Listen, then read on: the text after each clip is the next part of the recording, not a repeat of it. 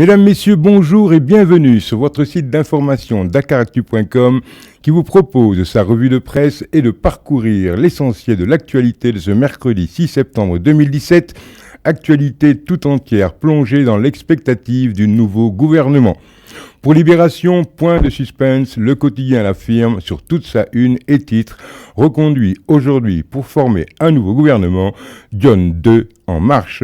Libération est plus explicite dans son article et précise que ce sera un gouvernement de choc et que le lifting sera adapté aux nouvelles exigences par le biais d'un jeu de chaises musicales, Macky Sall ayant, selon Libération, pris tout son temps hier pour faire quelques réglages concernant les nouvelles appellations de certaines stations ministérielles.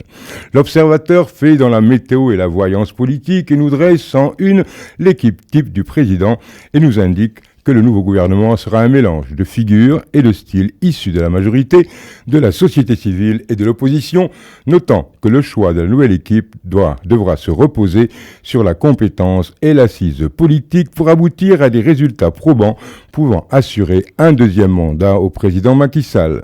Mais le Vox Populi, lui, pointe sur sa une les dilemmes cornéliens de Macky Sall, entraînant des lenteurs, notamment à cause de positionnements à trouver à l'Assemblée nationale et à la primature.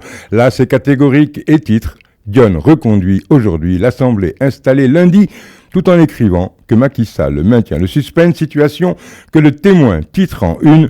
Macky prolonge le suspense, mettant un peu de piment dans l'analyse, puisque selon le Témoin, Mohamed Dionne pourrait tout aussi bien atterrir à l'Assemblée nationale. Quant à Enquête, le quotidien relève l'art de manœuvre de Macky Sall, ce que Vox Pop précise dans son billet titré « L'art de la feinte ». Vox Pop écrit qu'il est curieux qu'un ingénieur sache autant user de l'art de la feinte dans sa démarche de tous les jours, alors qu'on le croit très prévisible, il sait trouver les subterfuges pour mieux cacher son jeu.